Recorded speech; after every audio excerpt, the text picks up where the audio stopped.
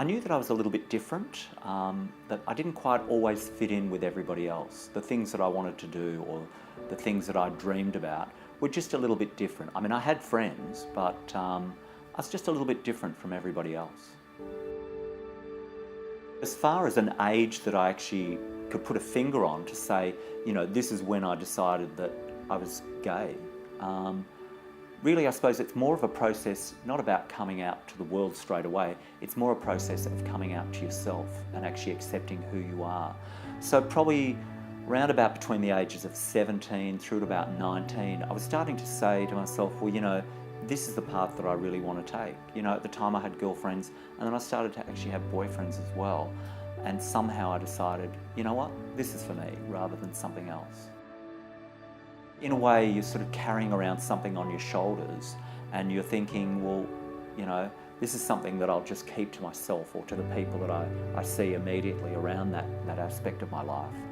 But then when you do actually come out to yourself, there is that sense of relief. And then, of course, you take it to the next step and you come out to the world, I suppose, to your friends, to your family, to other people around you, whether you work with them or whether you just sort of see them on social occasions. When I look back, what actually made me decide to come out? And I suppose once again, you know, lifting that burden from my shoulders and being able to live a truthful life, a life that I wanted to lead rather than holding on to secrets, was certainly part of that decision-making process. I came out to my immediate friends first, and you know, as I met people, I didn't hide that aspect of my life or that side of my life.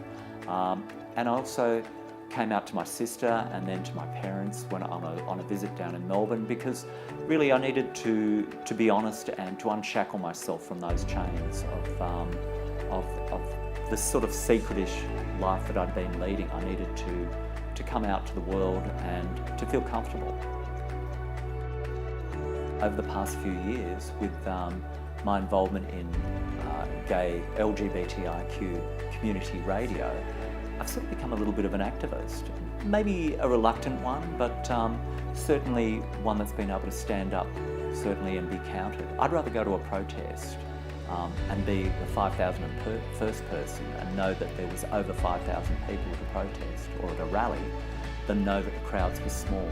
And I'd rather be at something and experience that and hear what the speakers have to say than just sort of sit on the sidelines now. And maybe that's you know, come with later maturity, but I like to be standing up and being counted, not for my own personal gain, but for our community. Being gay, it hasn't really shaped me as a person. I wouldn't say it's defined me as a person. I'm not just gay, you know. I work in a nice environment. I've got a home somewhere. I like to travel. I like to work on radio now, or I have interests and hobbies. It doesn't define me. It's not the only thing that's me. I've actually had over the years 3 major relationships with the men that I've loved. One for 17 years, so that was my first really big major relationship. Another one for 6, another one for 5. I suddenly started thinking about how, you know, after so many years, I could actually introduce somebody as my fiancé, or I could tell people that I was engaged. This is language that I've never used in my life. I've never been able to use that sort of language. And I love toying with that idea in my brain, but until I meet somebody that I decide I want to spend the next period of my life with, it may not be an option for me. But at the same time, it's on the table. I might meet somebody that really believes in the institution of marriage, and now will think, you know what, that's an option for both of us. And we'll discuss that, and we'll have a good, honest discussion about that and decide whether that's right for us. Of course, over the years, my attitude has changed to my own self as being gay.